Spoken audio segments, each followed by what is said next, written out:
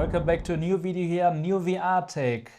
This is Pimax and Martin. Hi, how are you doing? I'm doing great, man. Great Cool. to see you again. Yes, great to see you. Thank you.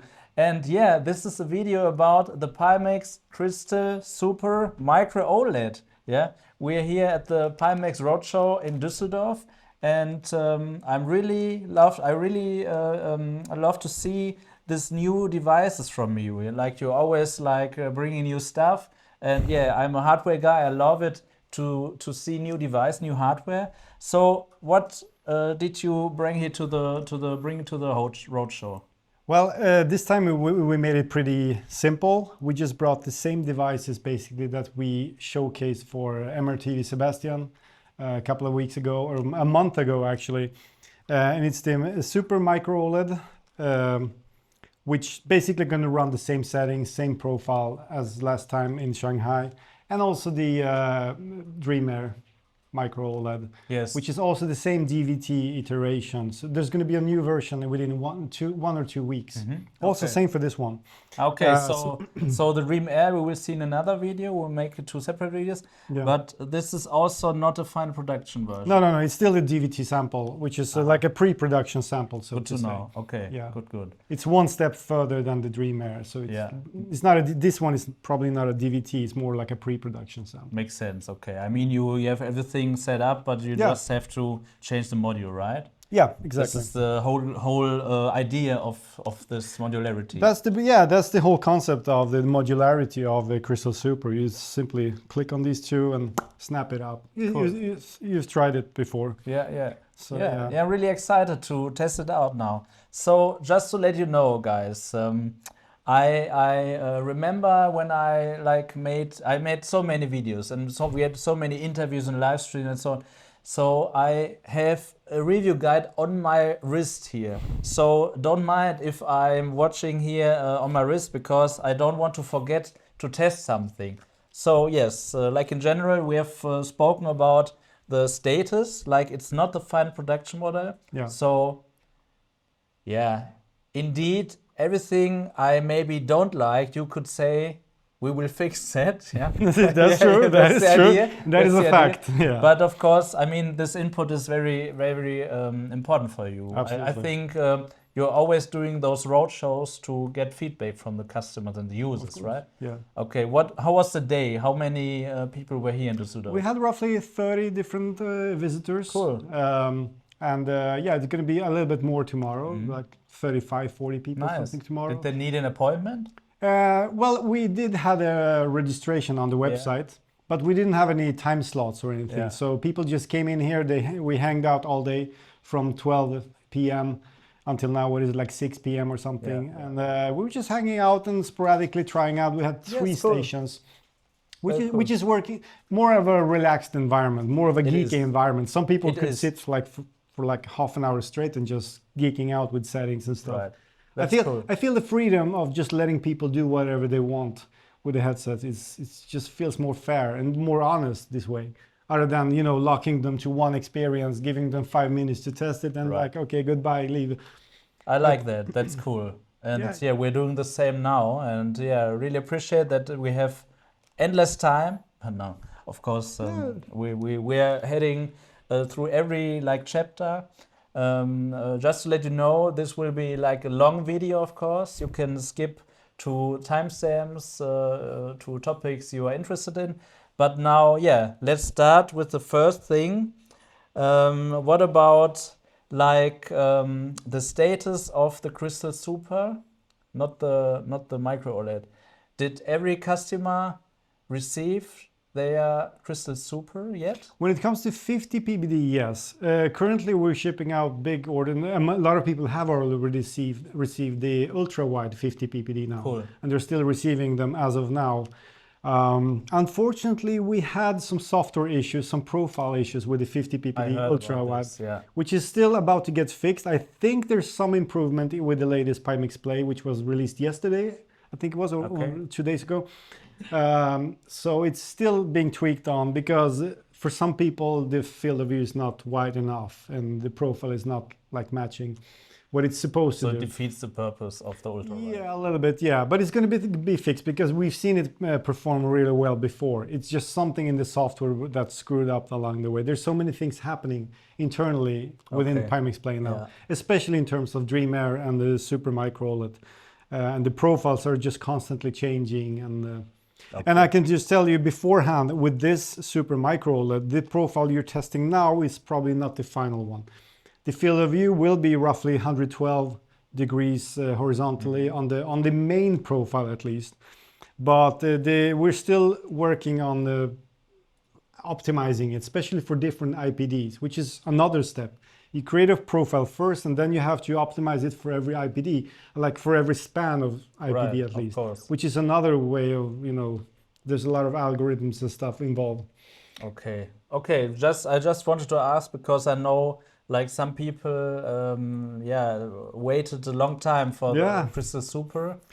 So I just wanted to like get this topic out because we are now talking again about a new iteration of it, and it doesn't make sense if you like publishing new devices all the time, but the old device were not shipped. So good that the 50 ppd. The 50 ppd we are already like we have catched up on the pre-orders and orders. We even have them on Amazon in US and UK also, the 50 ppd, the bundles at least. What about the 57 ppd? Yeah, the 57 ppd shipments are about to be made now, as far as I know. They're not made yet, if I'm not wrong. Calvin, could you help me with that? The 57 ppd modules, have they been shipped already or are they about to get shipped? I heard something about it last week. 57, yeah. You already shipped the first batches. Okay, so that's done already. So it started. So it's basically the ultra wide is also getting shipped now, which a lot of people are reporting on Reddit. They have received it and testing. Some of them are complaining about the profiles and stuff, but it's getting there. It's going to get fixed. It's just software issues right now at this point. And then we have the MICRO OLED, which is the fourth module, and that is set to be shipped now the upcoming month of November. And then following with December with following batches. It's going to be batches, of course. Like we have a batch of a couple of hundred first, and then another of a couple of hundred. And then the production increases until like thousands, depending on the demand, of course. I mean, not everyone is going to upgrade or buy the. And I mean, like we don't have to like be too nitpicky now about this topic, but just as a final sentence about this. It's always about the expectation. So if you say we deliver then maybe the user expect this, and So, but it's not your fault. No, definitely. I don't feel that. I mean, delays will always happen. They happen in most industries. Yeah, it has happened maybe one time too many. By now, of course, it's there, but there's always a reason for the delays. As I told you before in my previous videos, there's like with the MICRO OLED, it was the big delay of the Sony panels, switching to the Sony panels, and also the concave view lenses, which is like it's a huge improvement over the previous lenses we were supposed to have on the MICRO OLED headset. I mean, both the Dream Air and the Super. So that was like a delay of maybe. Well, not 6 months, 3-4 months maybe in total, just because of those lenses. And then there is some, some internal work, some internal adjustments. Of course, and stuff. I mean, people want the Pimax headsets. So this is only a topic out there because they want it. It's not nothing they say, oh, I don't care. They want it now.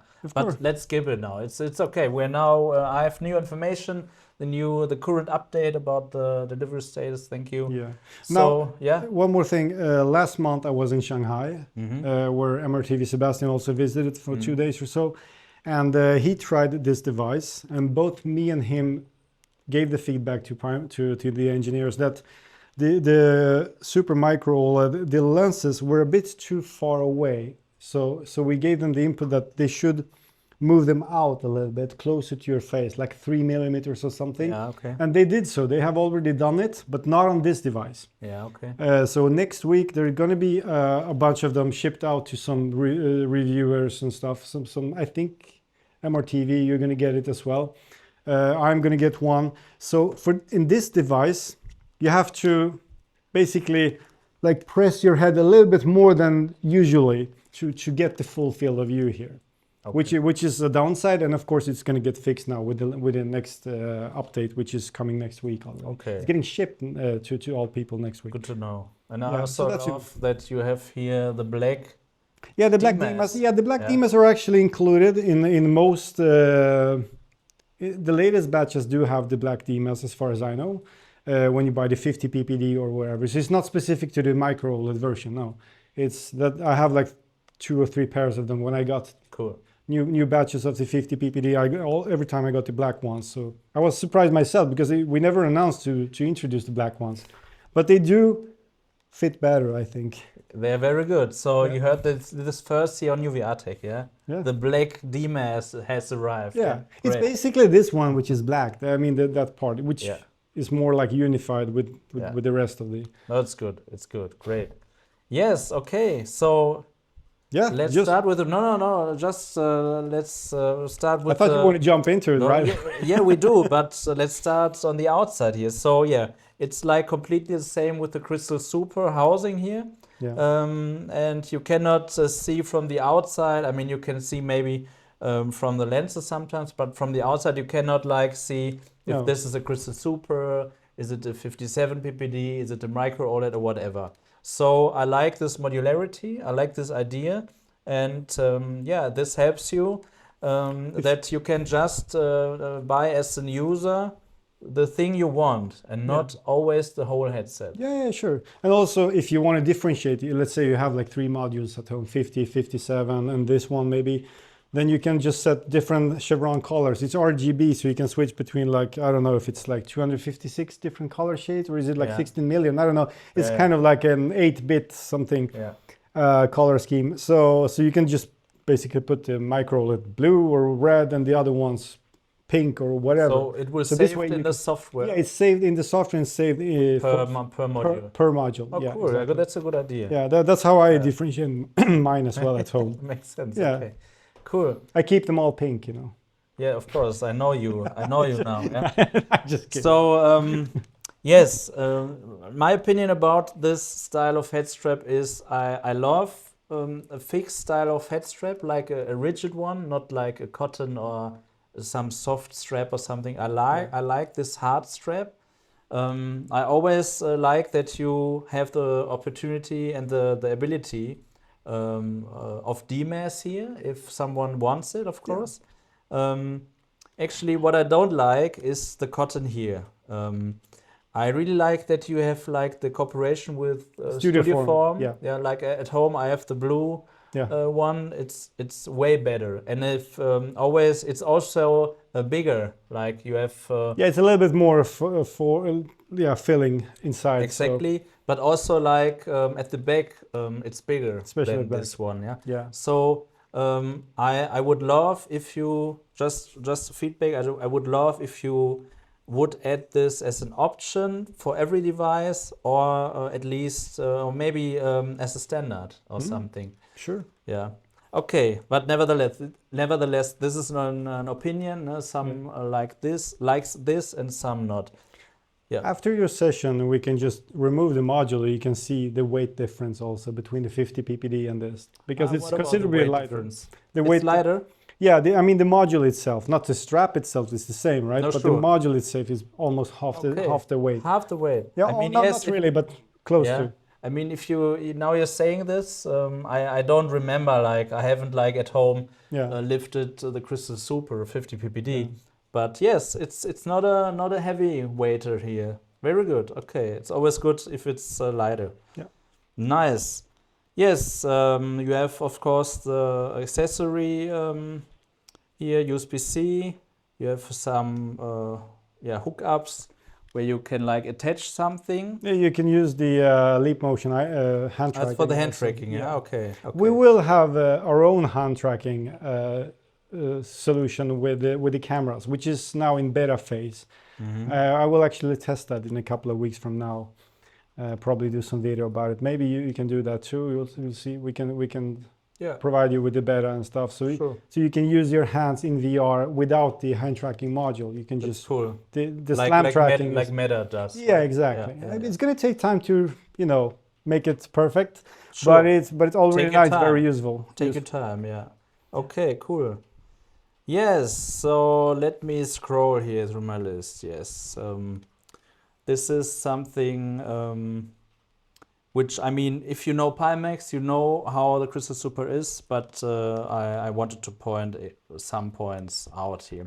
What about the cable stuff? Like, I'm a little bit confused with the fiber optic cable and the connector with one USB, two USB. What's the standard now? No, the standard now is the same for all Super modules.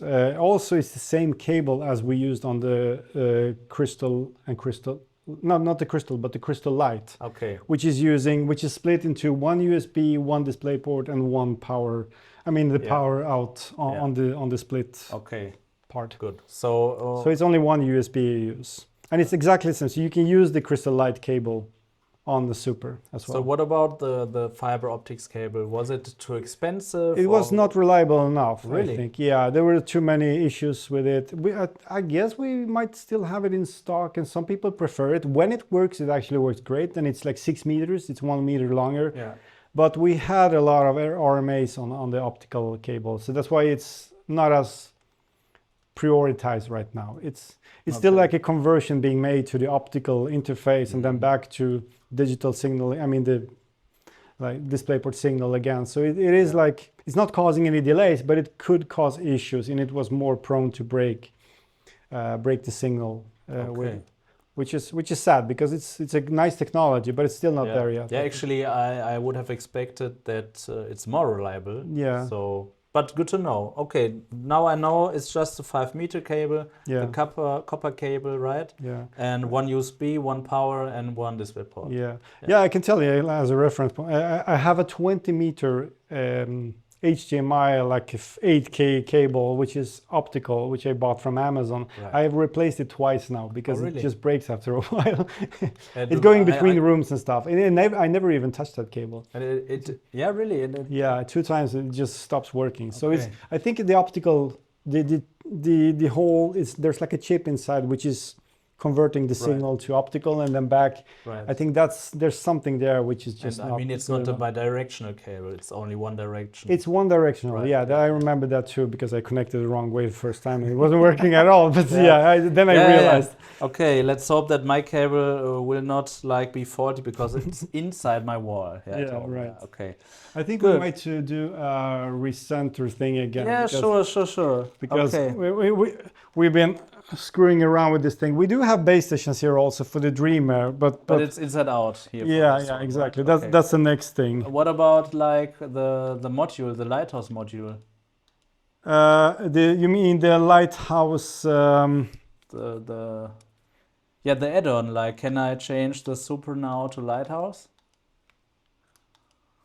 Not yet, because the faceplate is not ready yet. So it's if you're asking if it's finished. Yeah. Not as far as I know. It's still not there. It's basically in production stage, but it's still not announced when we're going to ship it.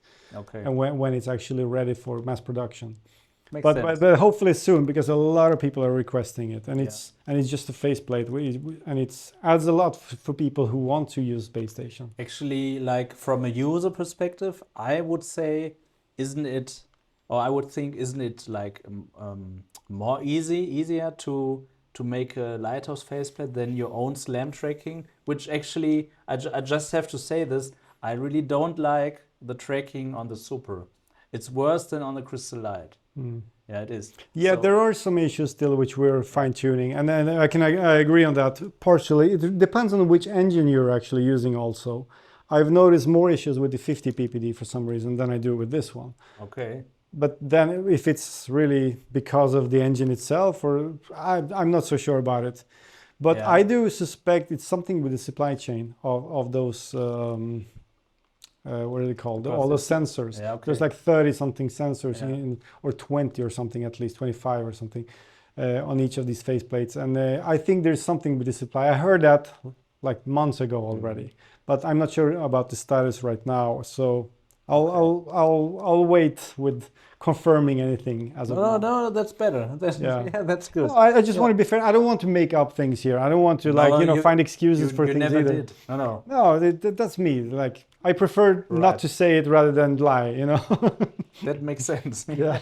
Like for everyone, like, just listen. Yeah. Okay, great. So yes, we have the IPD motor in it, right? Yeah. What about like the IPD range? Like I think Pimax said it is a very big range, right? Yeah, it's 58 to 72. It's the standard one, which we're trying to keep for all the headsets, which will also be for the Dream Air. Good to hear. So, yeah. Okay, nice. Okay. Most people can handle that. Good. So what about like the module? What about the lenses? Like you want to put the headset on my head, I know, but what about like the lenses and the display? Tell us more about it, please. Like the resolution.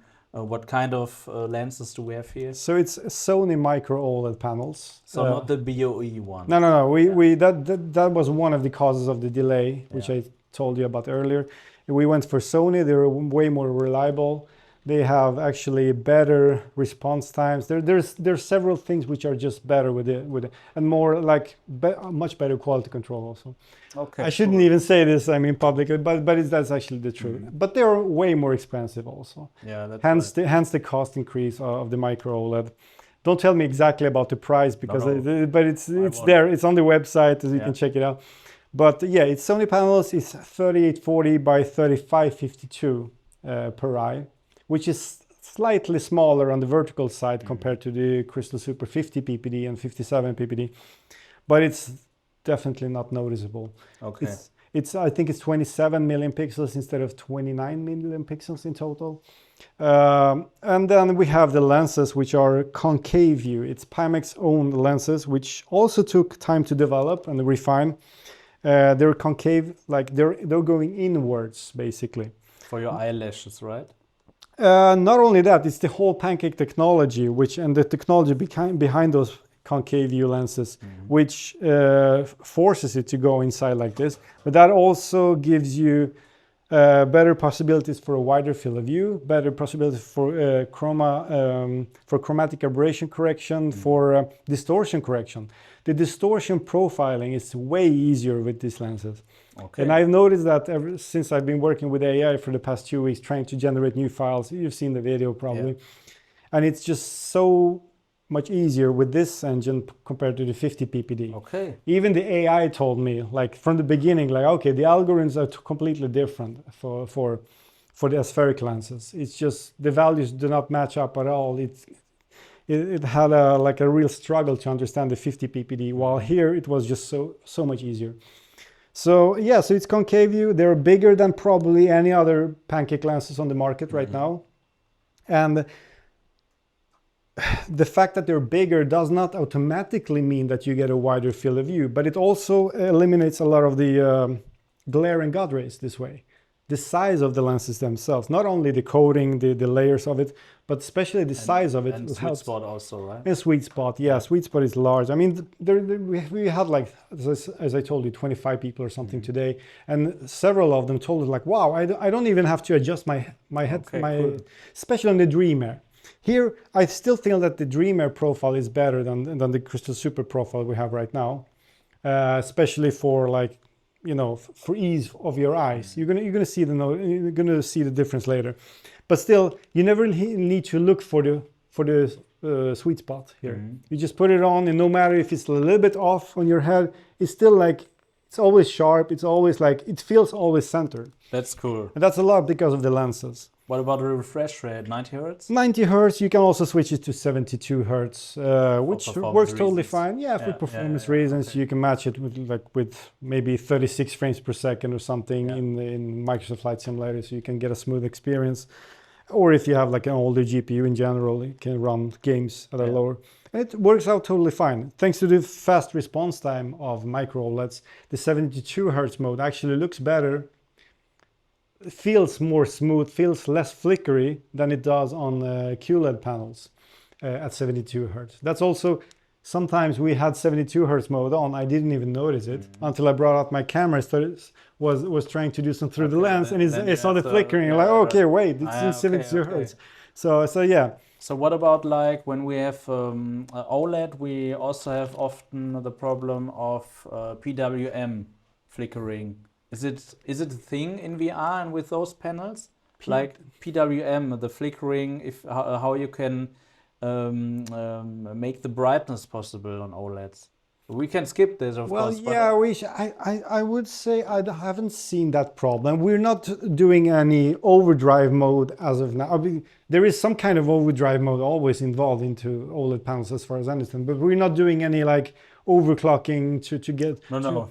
Well, but it's okay, it's okay. I just wanted to ask because some people are sensitive to PWM. It's like the modulation rate of the brightness in a display panel, and some people are very sensitive. So also on smartphones, for example, like when you dim your display, for example, then they can feel headaches. But they don't know why. It's just because of this flickering. That's interesting. That I wasn't aware of that actually, so I haven't read up on this. But I haven't heard any reports of people who have tried it, especially not today, who felt like any kind of nausea or any kind of side effects. Of course not. So it's just it's a thing when you use it like for hours. Of course. Yeah. Okay. No. Okay. Good. Cool. Yeah. So what do we have for experience here? What can I test here? We can do all sorts of stuff. Like why not just jump into Half-Life Alyx, Kayak VR. This is actually a PC provided by Peter, a friend of ours. It's a 5090. Oh, cool. So it's a really good PC, the best graphic card available. So no, like what's the term in English? You have no excuse. No, exactly. Performance-wise, there are no excuses. Yeah, definitely. Yeah. And so he, we've only been working with this PC for a couple of hours. So I'm not familiar with all the games installed here. He prepared this PC. I just preferred Pimax Play. So, but there's a lot to choose from, and I think he has calibrated most of the games to run good. I would like Corsa for sure. I would like to see Kayak VR Mirage. Absolutely. Because of the brightness, of course. Yeah. And at the same time, the dark scenes. Yeah. So let's start with the bright level there. Maybe we switch positions here because of the camera. I'm going to give you the controllers. Okay, nice. Cool. Yes, so... I don't want to stand in front of the view also, so maybe I should stand here or something, all right? Is that okay? Let me see, yeah? We do it like... He can see it in the white. Yes. That's fine. He's such a technical guy, it's crazy. That's fine, okay. Good. All right. Yeah, put on the headset first. Yes, I do. Thank you. So remember, like this iteration, you have to like probably press a little bit more into to get the full field of view. That's going to be fixed next week. What about IPDs? IPD set correctly? We haven't set any IPD, or I mean, we haven't changed any IPD since 65? Then. 65, it seems like. Do you want me to change that to something else? No, that's fine. It should be 65 by now. Yeah. Great. Right now. Okay. Now, that's my first impression here. Some of you maybe know I wear glasses, but now I know I wear contacts. We do have prescription lens inserts that you can order from us. They snap in with like magnetically. TV Sebastian tried that. He showed that off in his videos. It's the same for Super, MICRO OLED, and also the Dream Air. Okay. So you can do that without glasses eventually if you order those. Okay. Yes. So my first impression here in the SteamVR home environment, and I must totally say, wow, what a nice panel. So I remember this panel from like May, the visit to Shanghai, where we have like tested the the alpha version. What was it about the Dream Air? Sebastian and me tested there, and I remember this crispness, the colors here. I really like this panel. This is superior. I want this module now in my Super, actually, because I really love this image, and it's the first impression now. I haven't like tested the device before. It's the first impression now we're recording, and I really, wow. Okay, now I know why you're using the Sony panel. I mean, I have like the Apple Vision Pro and the Shift All Meganest Superlight 8K, but I really prefer prefer this panel here. Maybe it's because of your lenses. Could be the lenses, not the panel. It's I a don't combination. know. Yeah, it's a combination also, and always, of course. Yeah. And I really like. Wow, I can see so much details, like even from the distance. It's so crisp. I'm gonna just do a calculation here pretty quickly. Like for the price or what? No.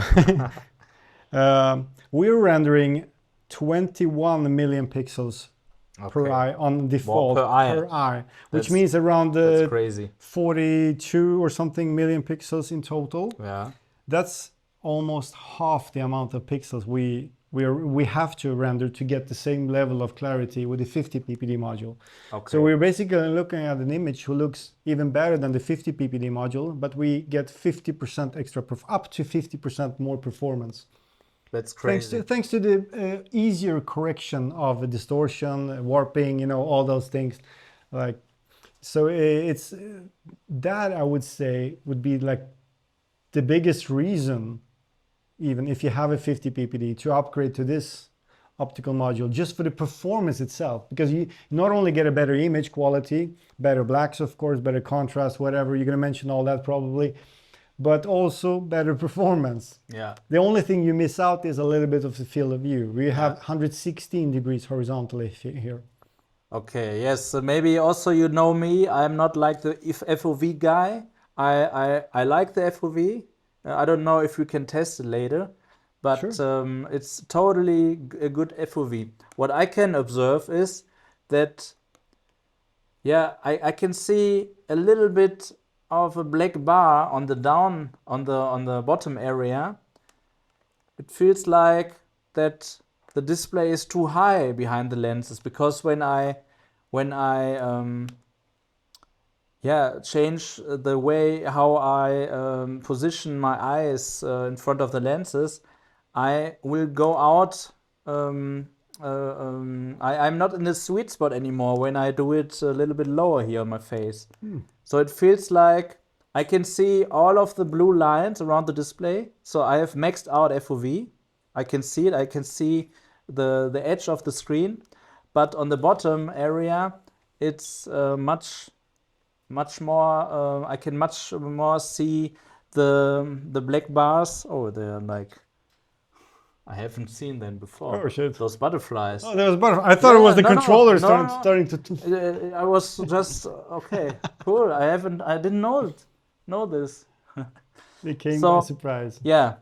Maybe this will like fix when you change the distance, or you just told us that you will bring out the lenses a little bit. Yeah, a couple of millimeters further, closer to your face, to your eyes. But this is I can totally see on the bottom, like with this setup, I can see a black bar, but not on the other edges. They are like the same. What would you like guess when it comes to vertical field of view? How much it is? What is your take on it? I would say not bigger than 90. But this is, I mean, we have to measure it, of course, but it doesn't feel, it feels a little bit like the Vario Aero FOV, vertical wise. It's 88 right now with this profile. Yeah, okay. And with other profiles, we have achieved 96 vertically. Okay. But we haven't got further yet. But I do have hopes that the next iteration, which will be starting to ship from the factory next week to testers and to me and stuff, I hope it will provide some better field of view, thanks to the different position of the lens thing, but also different profiles which they're working on. Okay, cool. As well as I am as well. Yeah, so let me say something else here about the device. Like I really like, I cannot observe any screen door effect, and also I cannot observe any MURA. Yeah, that's a really good job you did here, because MURA is such a pain, like for so many OLED and micro OLED devices, and I mean especially even like LCD devices. Let me just add this: we never needed to add any MURA correction, because even to you have this. the Sony LED. The Sony panels are just so clean. Like, and it's also micro OLED. Micro OLED is not known to have MURA in the first place. Right. But here the image is just like super clean. It's super clean. Yes, this is a nice way to describe it. A super clean, realistic image. Yeah. It's like the most realistic image I've ever seen. Yeah, this is a phrase you can quote me on. Yeah, really. I really like this combination of those lenses and the panel. This is like superior. Let me talk a little bit more about the lenses. So we can say like the brightness for me, when I look into the sun, it's bright. I don't want that it's brighter actually. Now when I look up a little bit, there's a little bit, I don't want to say a little bit of MURA or SDE, no. It's just a clean image, yeah. I mean, there are like people who have like, what, I don't know, 200% vision. Like you do, right? No, I don't, but I know what you mean, of course. So, totally nice, clean image. So, what about the lenses? I can see that on the inner edge Edges. of the inner edges, it's a little bit on the brown or red tint, right? I cannot really see it when I just look straight and I just use both eyes. But I can observe it when I, for example, look at the rec room there and then move my head. Then I can see that it's a little bit red tinted. And I can tell you why. When I look at the rec room sign there at the far distance, and I move my head, then my eyes, of course, will move also without my head.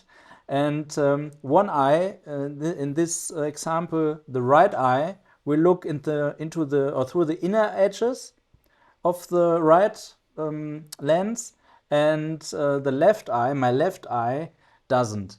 And now I can see the problem, of course, when you have something like this. One eye is seeing a different color than the other one.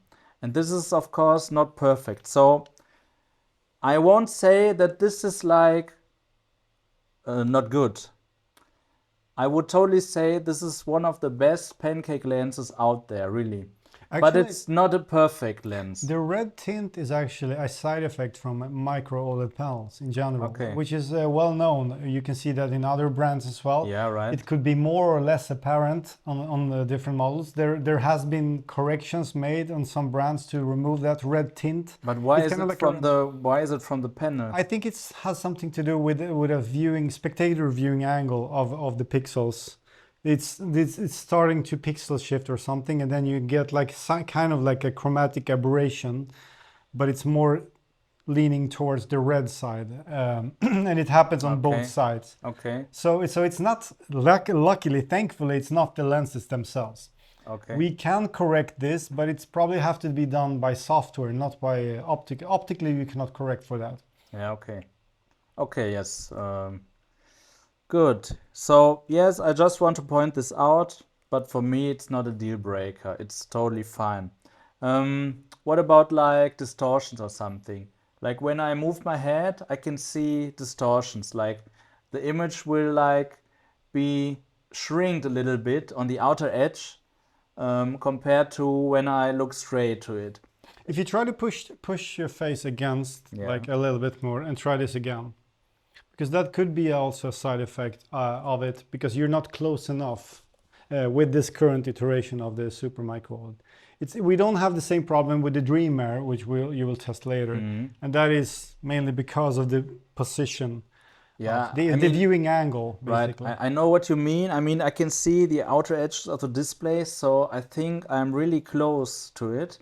And I also, when I push it even further, this is nothing like which will be fixed.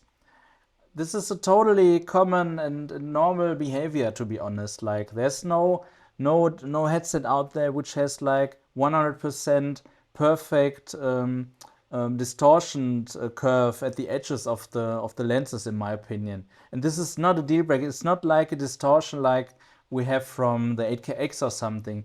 I just want to say that it's not like it will be a little bit, it will be shrinked, like geometric wise, a little bit on the outer edges. It's just an optical effect. I mean, obviously we're not shrinking the image in the distortion profile. It's just the optics. You can correct for that, actually. You can do that. We've done that even on the 8KX, like, because it was way more apparent on the 8KX and all the previous generations, especially the wide field of view headsets. It felt like it was warping towards the edges. You can correct that by basically squeezing the image in the rendering pipeline. But here, I'm not sure it's really needed, but yeah, it's okay. Most people won't see this unless they look for it. But other people will see it, of course. You're right. It depends on how sensitive you are. Exactly. But of course, my job now is it to look for it. Sure. But I can say at the same time, I won't see it if I just use this headset. It's not an issue. Don't say I don't buy it because Marco has said there's a distortion. No. I just want to say this because when you test it out there and you buy this headset, you will say, oh, Marco has said there's no distortions. No. I did not say this. But I just want to point this out, yeah. Okay, so now I have opened the SteamVR menu to look for chromatic aberrations, and I cannot see any. And this is such a great news because, yeah, with the crystal lineup and the non-micro OLED panels, you had some issues with chromatic aberrations, right? Right. Yeah, I mean the aspheric glass lenses, they do out of nature introduce more chromatic aberration on the sides. It's because of the thick glass layers. We have corrected as much as we could, but it's never going to be free of chromatic aberration.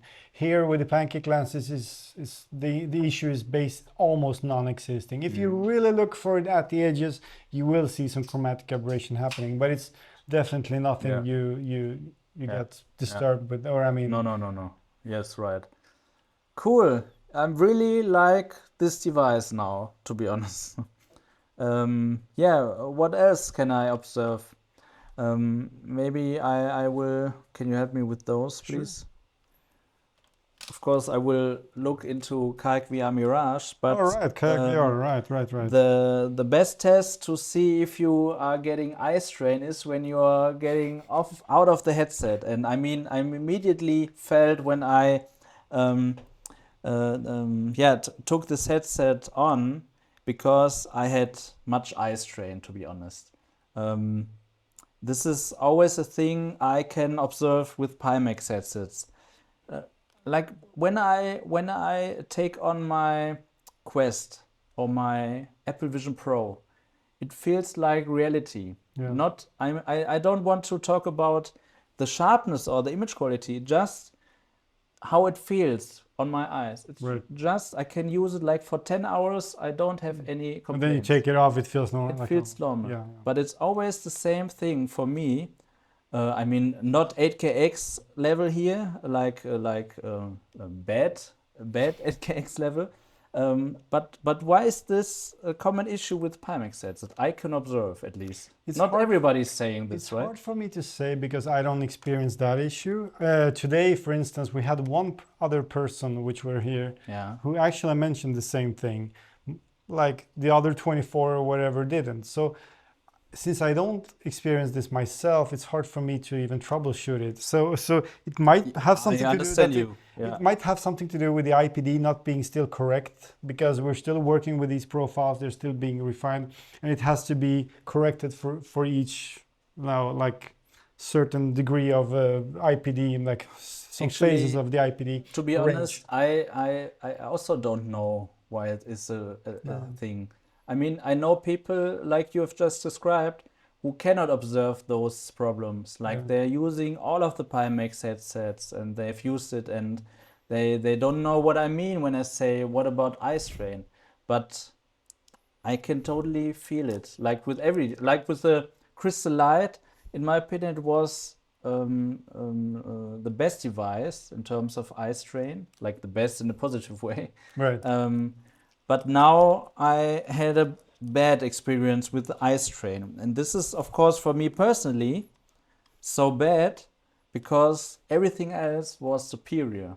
best on the market, period. Like, I mean, I haven't tried Dream Air, of course. No, of course, but I know what you mean. Yeah. Like from this date, like what do we have? Like 6:30 here on Saturday. So I can you give you the feedback, please, at Pimax HQ, think about this eye strain topic. I may have a theory about this. Yeah. And that is that you might be sensitive to the overlap. Because with this profile having 116 degrees horizontally, we're only reaching about 80 or something % of overlap. While if we switch to another profile, they're all still experimental, right?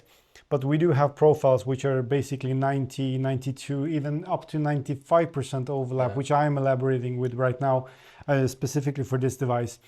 And Sebastian said this himself back in like Shanghai last month. He did try the profile which was only like 103 degrees horizontally, which is like, what is it, like 12 degrees, 13 degrees less than this. But the binocular overlap was 92%, which almost 100 degrees or something, binocular overlap. And that felt better for him, more comfortable on his eyes, especially when he took off the headset. I think so. It could be it. Yes, I think this is the right theory. Yeah. I mean, I had think about it. I thought about it in the first place, but I asked myself, is it only the binocular overlap? I think that's the main factor. And if you think about it, Pimax has always, except out FOV, except for Crystal Light and original Crystal Super, where we just let it be at 100, 105 degrees horizontally. All the other headsets has always been wider. I mean, Super 50 ppd is 126 degrees or whatever, 128. Like the 8KXs, of course, were like extreme wide field of views. And I think that could be the cause, especially since a lot of people never feel that and they're not sensitive to it, just like me. I can use IPD 62 and I can use 69. And there's like basically no difference to me on the IPD side, while others need the exactly perfect IPD. I'm just not as sensitive to it, while you are, especially just like Sebastian is as well. So it's a thing with, you can call it a thing which is related to Pimax, but it could be about the binocular overlap. Because out of nature, when other brands are settling for a field of view of 100 degrees or 105 degrees, you will automatically add a bigger overlap. You're basically, the separation is just much less minimized, basically. Yeah, I mean, it's also like in the real life, some people like have like an eye here and eye here, just for a good explanation. And of course, they know from their real life that the binocular overlap is less. Yeah, it's the same thing. Yeah. So for them, it's maybe not an issue. For you, maybe. Just, of course, not here, but I just wanted to make it easy to understand. And on the other hand, like when you have like, I don't know, 55 IPD, 55 millimeter, then you are used to a big overlap. So it's important then. Yeah. But what's the problem?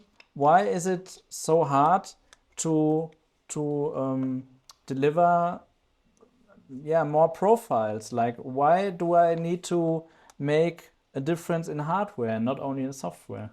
No, I mean hardware. The fixation of the lenses to the panels it's basically a fixed module, like a optical stack, right? So you're not able to do much except for just separating them with the IPD with the IPD adjustment. The rest is done in the algorithms. I mean the whole distortion profiling. Yeah, from my perspective, you could deliver some more profiles, distortion profiles, lens profiles. That is the goal. Yeah, that's why I'm spending a lot of time with it at home right before this roadshow, trying to find profiles also with the help of AI.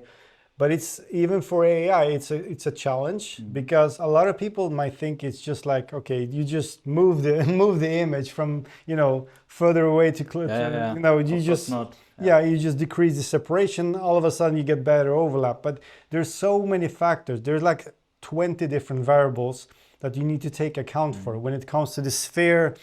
The distances change when you move the image together. you're automatically pushing the image away from you, because you're not looking at the flat image.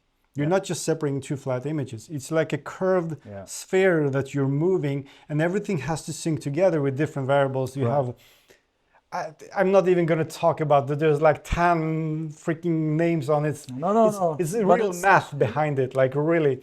So that's why most companies, they spend months and months on one profile, they get it right, and they're like, okay, just release it with this profile and it's fine. And they never tend to mess around with other profiles because they know how much work it involves to actually get that correct profile. But this is like the goals you have in your company. If you have good profiles, distortion and lens profiles, like you can have the best display, the best lenses. It doesn't matter. You need the best profiles. So good that you're working on it with AI. Yeah, we do. We spend ever since Crystal Super was introduced, we started to really put efforts into the profiles, and that has paid off, especially with the Crystal Super 50 ppd. Most people do not see any distortions at all. They're like happy with it. Of course, we're still limited with the binocular overlap, but it's still pretty large on the Super 50 ppd. It's beyond 100 degrees, 102 or 103 degrees of binocular overlap, which is not far away from, I think it's like 80 something percent, 85% or something. Now with this engine, it's easier, with the MICRO OLED engine, it's easier to actually reach 90 plus on the overlap. I have even achieved 95 according to my latest video also. I wouldn't say it's perfect, but it's like really close to perfect. Okay. The engineers are going to have a look at those profiles also. I don't want to really test them here with people because I don't feel confident enough, especially since for me it works fine, but I'm not sensitive to IPD. When you mess with a profile, you have to take account all the IPD. I know. No, it's okay. I just wanted to ask before saying there's a low binocular overlap, because it's not the only factor. It's probably I just not big wanted to get your answer, like from Pimax. This profile is basically almost maxing out the horizontal field of view we can achieve with this engine. It's 116, almost 117.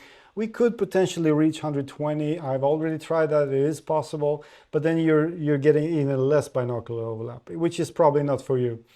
I could deal with that, but not you, not Sebastian, not many others. So I think that's why it's so important to have at least a couple of, let's say at least 3 different profiles to choose from. Maybe like 105 degrees. At least 2. I mean, now you have 1. Yeah. So maybe start with another one. Indeed, definitely. Yeah. Just a wish, like feedback. Yeah, definitely. Because it's so sad now. I really, when let me see here on my list. So the panel, perfect. The lenses really good. Like God rays wise, you have said like the bigger size of the lens will help on this. And yes, like God rays. I mean, we have to test it out in a dark place, like maybe in Kayak VR Mirage now. But great. So I can see, of course, God rays glare. I always calling it the same. I know that there's different, but I don't care. Yeah. So there's some glare, but it's like really low, really less glare here than on the other headsets. I mean, it's not like on aspheric lenses, of course, but no, it will never be as good as a spheric, because a spheric basically has 0. As long as you keep them clean. Exactly. The lenses. Yeah. Right. Yeah, so brightness was nice. The colors were very great. Of course, the black is the best on OLED. Yeah, we don't have to talk about. There's nothing we need to like even. It's hardly even being mentioned anymore. But you just take for granted it's the perfect backs with the MICRO OLED. It is. Without any black crush, of course. Yeah, so STE no problem, MURA no problem, CA no problem, edge-to-edge clarity 90%. Yes, you have like color tint, red or brown on the inner and outer edges of the lens, but it's okay. The sweet spot is very good actually, yes. And FOV wise, I liked it. For me, it's okay, it's nice, but of course, you have to combine the FOV with the binocular overlap number, and then I would sacrifice the FOV for a better binocular overlap. Yeah, distortions like the geometric one on the, maybe I can show here now. I'm gonna move away a little bit here. It's just when I move my head, then it shrinks a little bit here. So just to point it out, it's not a problem when you use this headset. So yeah, no problem at all. I have to say, it's maybe the best Pimax experience I ever had, like from a demo. Really, cool. Yeah. So good job. Thanks. But I hate the binocular overlap. Yeah, that's a problem for me. But yeah, it's wow. This combination of the lens and the display is so good. My suggestion would be we try Kayak VR. Yeah, we do. Then I can load in the second profile with 103 degrees horizontal only. You can just quickly test that and see what you feel. It's 92 degrees. Oh, okay. 92% of overlap. We Let's can do that quickly. So let's do it. Let's try this first. Yeah. Okay. I think that would be more fair. Okay. Should I start the game or? Yeah. You can just start it off and fire it up by yourself. Let's change again the position. Yeah. You're still in the frame, right? Hopefully we're still in the. I think hopefully the tracking has not completely gone wild now. Okay.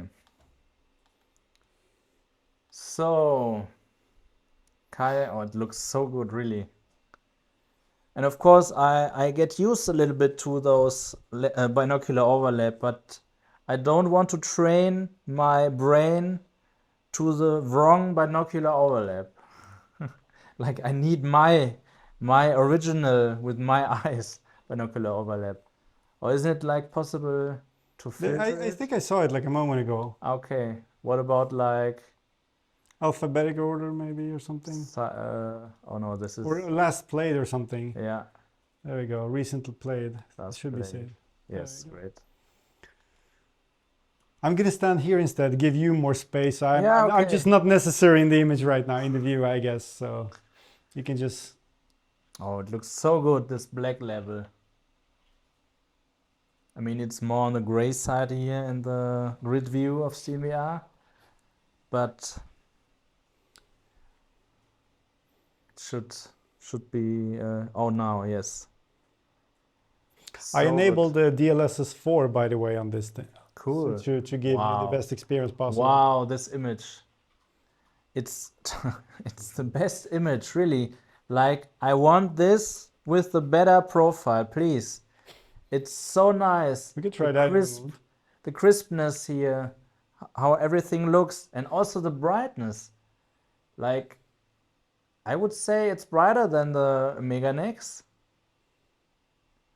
I'll tell you something which I probably shouldn't, and that is that this current MICRO OLED Super is how the brightness is supposed to be on the Dream Air. Currently, the Dream Air is not really as bright as this, but it will be. Up and final, it will be. This is basically the brightness we can get from those panels without doing any crazy overdrive mode or overheating the panels. Okay, nice. Because we're not doing that yet. We haven't even tested that as far as I know. I mean, we haven't just demoed it for anyone. Focus on other stuff. Don't think always overdrive anything. Yeah, it's especially since it requires a lot of testing time. You don't want to destroy the panels and shorten the lifespan of them. Wow, this is so crazy how good this looks. And I really, it's like so crazy that every year a new headset comes out and then I say the same, right? That's the evolution, That's the evolution, but wow, it's really good. It's the best, period. And yeah, the weight is so much better. Now, you have just mentioned before, but I can feel it. It's totally comfortable now. I would say I get rid of all my devices at home and just use this on the PC. I gotta just mention this. For some reason with this Pimax Play version, which was compiled just 2 days ago, Well, I don't get any output from the audio, but at home when I was testing it, the audio was working fine. So I'm not sure what's happening, but it's basically the same DMAS audio you will get with any Super or Crystal Light. Yeah, now you have talked about the software, of course. This is maybe a reason I also have other headsets at home. I love how many functions you have, especially for performance, like the quad views and so on. But what I don't like is that, yeah, it's always like when you have an update, you are going like one step forward and two back sometimes, and this is as an user, of course, a bad experience. So what about like eye tracking? Do we have eye tracking here? It's already built into the engine. Same for the Dream Air, but it's not enabled in the software. Okay. They're still working on the calibration phase. There's some. But the cameras are there. The sensors are there. Great. It's one camera per eye, and then we have like I think it's like 8 or something infrared sensors per eye. 8 or 10. Okay. I'm not 100% regarding how many it is, but somewhere around there. Okay. Yeah, but cool. I mean, this is also a thing. You are ahead of the competition in this regard, right? Yeah. I mean, you have the Big Screen Beyond 2E, but you don't have eye tracking on the Mega Next. Thing with pancake lenses that it's not possible to put neither the camera or the sensors inside of the lens, so it has to be put outside. Yeah. So within that frame you have around the lens, that's where you have those sensors and the camera. So it's way more tricky. That's why you probably don't see so many other brands doing this, because it requires some heavy work, heavy engineering to get that actually reliable. Because when it comes to eye tracking, it's one of those things that needs to just work reliably. You cannot have eye tracking which is almost working perfectly. It has to work perfectly. Yeah, you're right. Especially for DFR. This looks photorealistic. I'm not kidding. I'm not even kidding.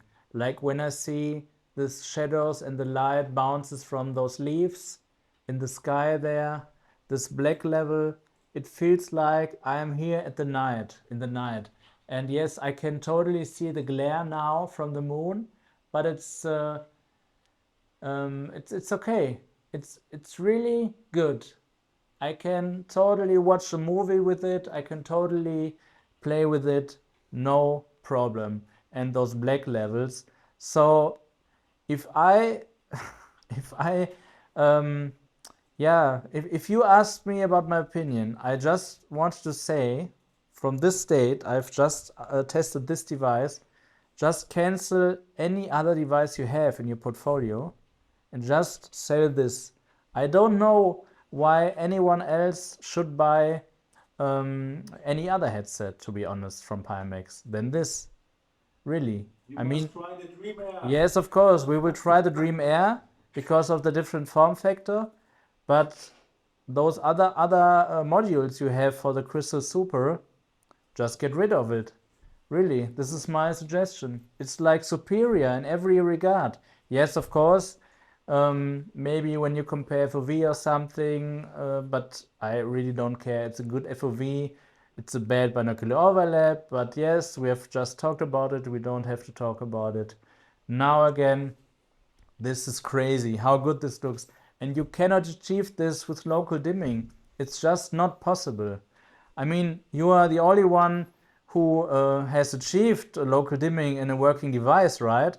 Like when I see Somnium or Vario or other brands, they just announced it. But I guess PSVR2 did it also, but that's only working on the console, not on the PC side, as far as no local dimming. I mean, local dimming. Isn't that something PSVR is using too? It's an OLED panel.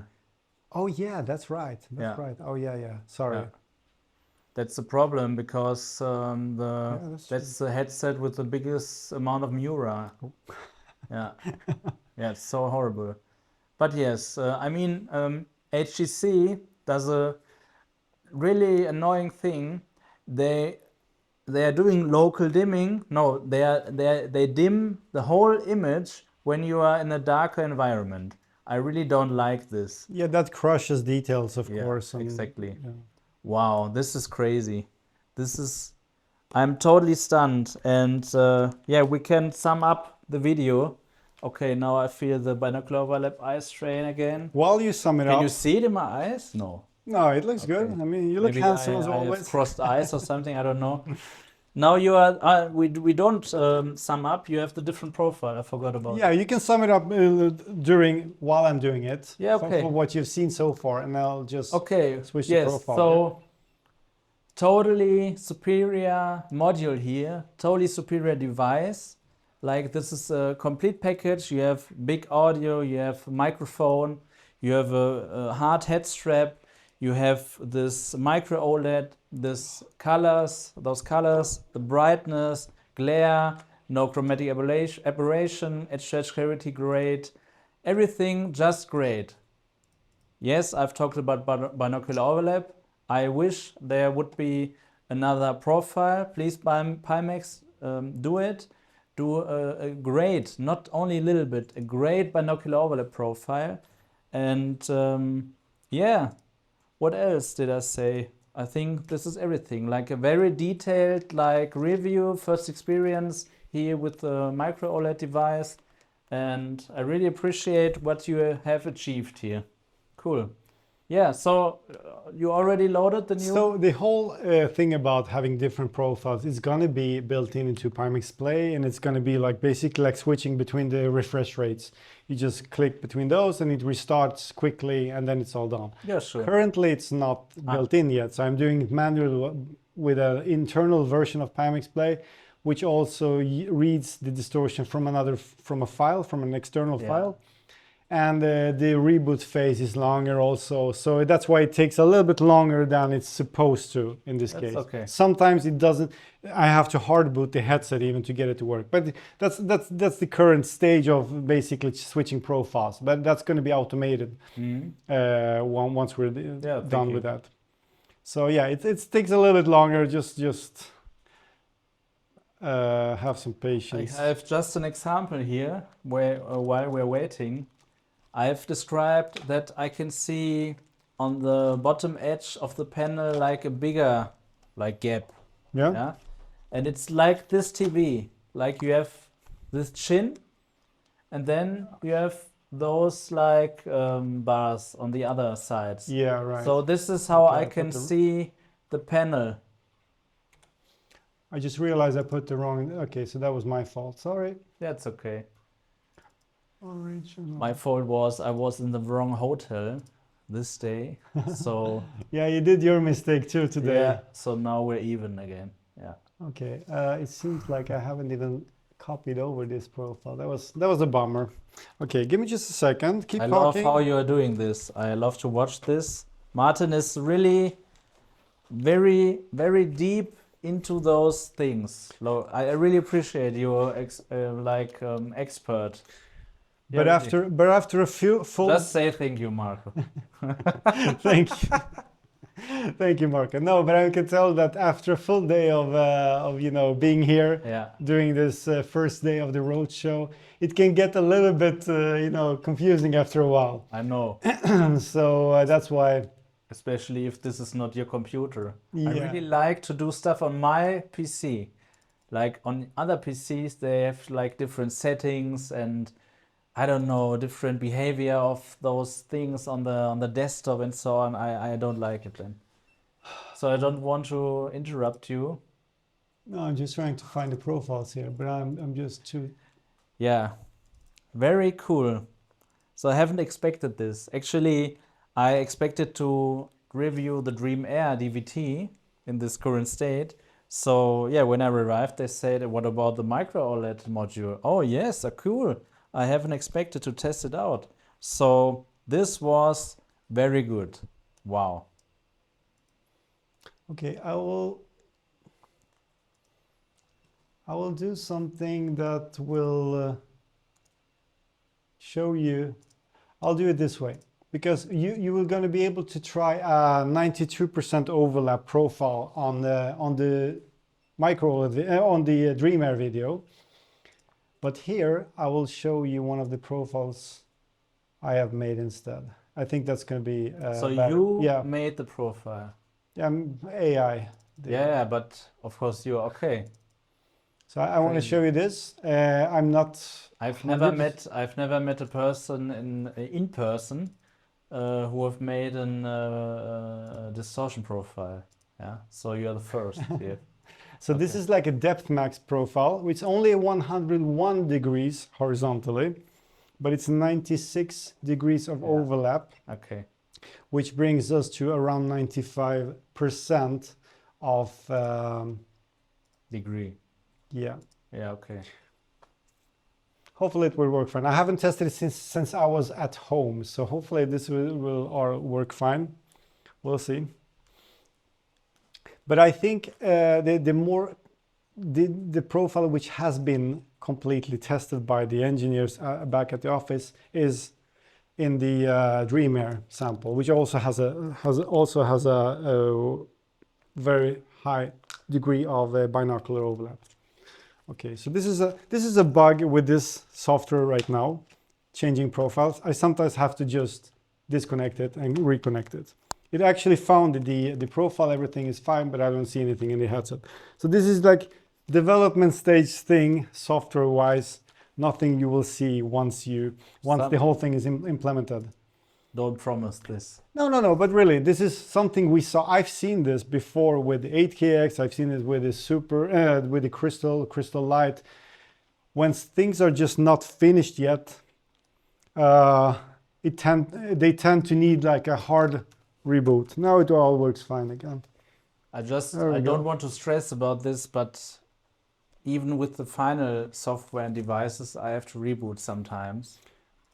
Yeah. Yeah. It happens. I mean, but here's the thing. We're at Pimax, we're trying to, I'm just doing the new room setup, or the quick one. With the level of things you can adjust inside of Pimax Play is way above the mainstream headsets, what they can achieve already. You're right. And when you add so many layers of customizations, it's easy to actually screw up something. And of course you have to compare apples to apples. If you just try this one, okay. I'm not 100% sure if it's optimized for the IPD you want it for. This is 100 degree horizontal. Yeah, it's definitely better. And the overlap is 95%. So it's basically that is depth max. You cannot go further on the overlap. Okay. So you cannot. Then I have to say I'm not sure if this is the device for me. Then, but it's like 70% better. And yes, I can see the FOV smaller, but I don't care because it just feels good. And the image just looks as good as before. Now we basically have 95% of the image in stereo view, binocular overlap. So there's like tiny bit of the image at the edges, which is not covered by both eyes. Yeah. So this is the reason why I asked if it's only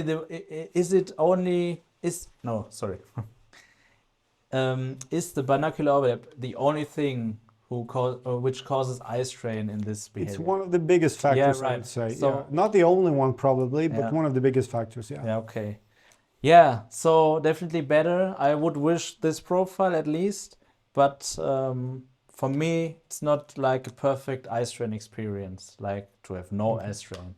Okay. But it's not a final device. Of course, I will test out the final device as well.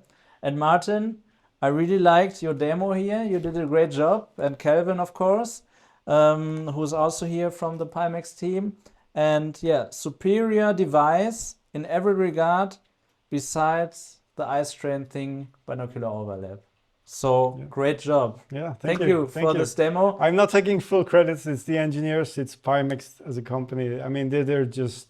Of course, they're doing an amazing job. You are like, how is it called? Like I'm contributing, just like all the others. I mean, of course, I mean every one of you. Yeah. Like you know me. Yes, I mean everyone. Good job. Really good. Thank you. Okay, so this is the end of this video. If you want to ask something, you can do it in the comment section. We are just next up. We are just yes. going to the Dream Air here. So yeah, you can just watch the next video. And yes, thank you again, and we see each other in the next video. Thank you for watching, and see you then. Bye bye.